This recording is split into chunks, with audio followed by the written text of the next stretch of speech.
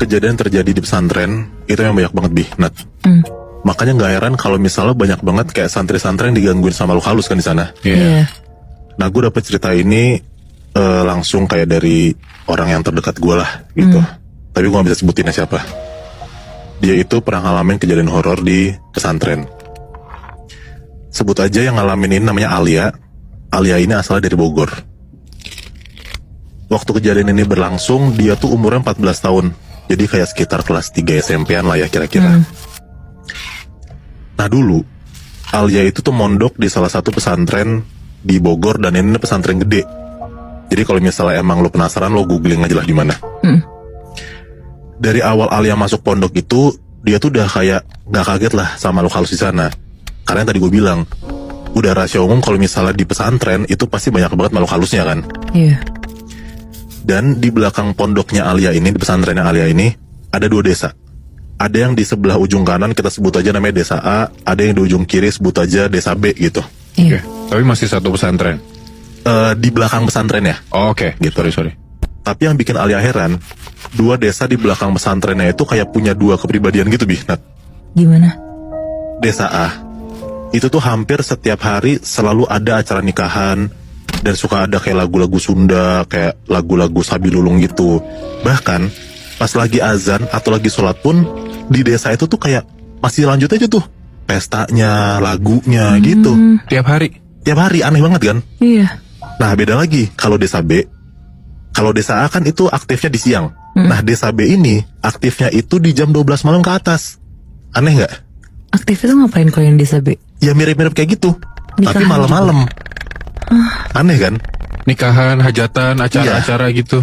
Tapi di malam. Wow. Oke. Oke. Nah jadi di pondoknya itu, di pondoknya si Alia ini suka ada kayak piket malam, dalam tanda kutip ya ronda malam lah sebutnya. Yang isi piket malam itu jadi kayak santri-santri gitu ganti-gantian. Si Alia ini pernah dapat kebagian di piket malam itu, di ronda malam itu. Pas dia piket, ini nih jam 12 sampai jam 1 malam, dia itu denger dari warga-warga desa B itu tuh lagi bacain Pancasila sama UUD tapi malam-malam. Itu aneh banget kan? Iya. Kayak pun sebenarnya ada upacara yang nggak aneh, tapi kenapa lo ngelakuin itu malam-malam gitu loh? Iya. Nah Alia sempat mikir, apa gue halu kali ya? Nah karena emang posisinya tuh di situ dia lumayan ngantuk, jadi takutnya emang ini perasaan dia doang gitu. Tapi ternyata teman-teman Alia pun yang lain pun juga suka denger kalau misalnya ada suara kayak gitu. Jadi kayak hal-hal yang dilakuin sama desa B itu tuh santri-santri udah suka denger. Nah hampir setiap hari ada tuh yang lapor kayak santri-santri gitu, lapor ke kayak gurunya kalau mereka denger di desa B tuh malam-malam ada suara UUD, ada suara lagu segala macem gitu. Tapi yang mau gue ceritain itu bukan cuma itu aja Nat. Ada satu hari waktu pas Alia itu dapat bagian piket pagi, piketnya tuh jadi kayak di hari itu ya, dia tuh harus ngurusin makanan ke santri, bersihin kamar mandi, operasi semut, bersihin pondok, ngurusin santri yang sakit, pokoknya banyak lah. Nah tapi mereka ini untungnya dikasih izin 1 hari, nggak sekolah, nggak kegiatan, karena lo harus full ngikutin si ronda itu gitu kan, piket itu gitu. Piket pagi ini biasanya dari subuh sampai isya. Nah baru tuh dari isya sampai tengah malam, sampai subuh lagi tuh sebutnya piket malam. Setiap abis maghrib itu tuh jadwal makan malam santri, dan Alia itu bertugas buat nyentongin nasi ke para santri. Jadi kebayangan loh, kayak nyentongin gitu di aula tempat makan gitu. Nah pas Alia lagi prepare, dia tuh kayak baru inget kalau seragam buat sekolahnya besok ada di jemuran. Nah posisinya Alia di situ tuh lagi haid di hari kedua. Ya tambah mikir panjang, ya udahlah Alia tuh ke tempat jemuran buat ngambil baju seragamnya buat besok. Karena dia mikir kalau misalnya dia baru ngambil bajunya pas pagi, ya udah gak keburu gitu, udah mulai sekolah kan. Harus ngurusin rondanya dulu segala macem gitu. Akhirnya udahlah, dia tuh gak mikir kalau dia lagi haid, dan dia lebih baik ngambil ya sekarang dibanding ditunda-tunda gitu dia mikirnya. Ya udahlah, singkat cerita Alia langsung tuh OTW ke jemuran di pesantrennya itu. Di situ tempat jemurannya tuh bener-bener super duper gelap banget, lembab, dan jarang ada orang lewat sana. Apalagi kayak lu ngapain ke jemuran malam-malam juga gitu kan. Dan di situ tuh ada kayak jalan setapak ke arah jemuran, yang mana itu tuh cuma ada satu lampu yang ngegantung di pohon beringin dekat jemuran. Jadi satu-satunya penerangan kalau misalnya lo ke jemuran itu cuma itu doang tuh. Jadi lo bayangkan kayak segelap apa gitu. Nah awalnya Alia tuh kayak ngerasa ya udahlah nggak ada apa-apa karena niat gue di sini cuma ngambil jemuran, nggak ngapa-ngapain lagi. Pas mau masuk ke tempat jemuran itu, Alia tuh kayak ngeliat banyak banget dedaunan dan bahkan ada kayak bayangan orang-orang terbang gitu Bi. Nah refleks lah dia langsung nengok ke arah yang dia lihat itu, si bayangan-bayangan itu. Pas dia nengok sana, ternyata cuma ada baju-baju yang kegantung dan emang posisi gantungnya tuh kayak gantung gitu loh, jadi kesannya kayak bayangan. Iya. Yang gantung tuh ada daster, gamis, jubah gitu. Posisi jemuran itu tuh ada di dalam, jadi kayak Alia tuh harus masuk ke dalam buat ngambil baju. Nah, pas Alia lagi ngambil baju itu, tiba-tiba dia tuh dengar ada suara kayak tuk tuk tuk tuk tuk tuk tuk tuk gitu. Gedor-gedor atau suara kakimu ya? Kayak suara gempa gitu, kayak kaki lu digentak-gentakin ke tanah kayak tuk tuk tuk tuk gitu loh. Iya. Alia tuh berasa mikir positif dan dia tuh mikir cuma lagi-lagi ini mungkin cuma halu.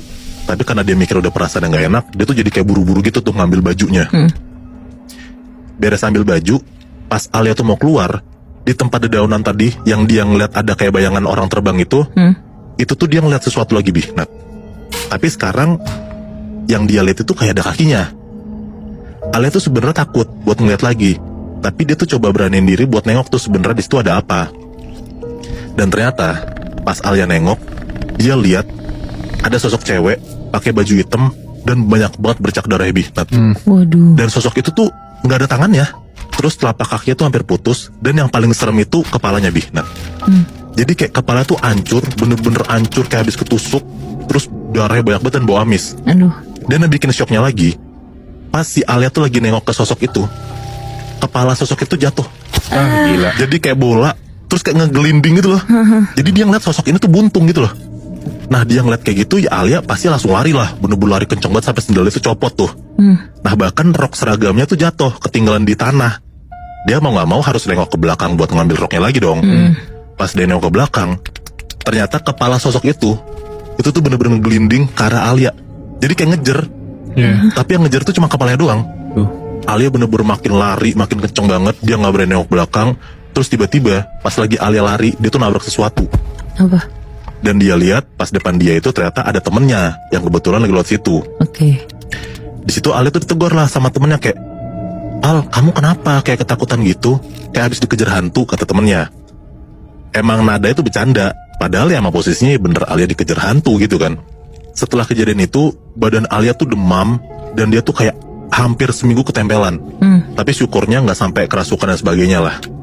Nah setelah keadaan Alia tuh lebih membaik, Alia tuh coba tuh langsung kayak disamperin sama ustazah yang ngerti sama hal goib kayak gitu.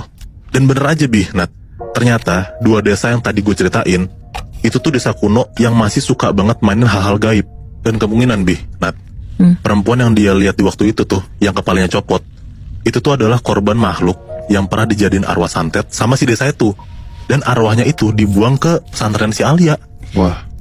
Anjir Bi, serem banget. Coba bayangin deh, korban arwah santet desa terus dibuang ke pondok pesantren si Alia.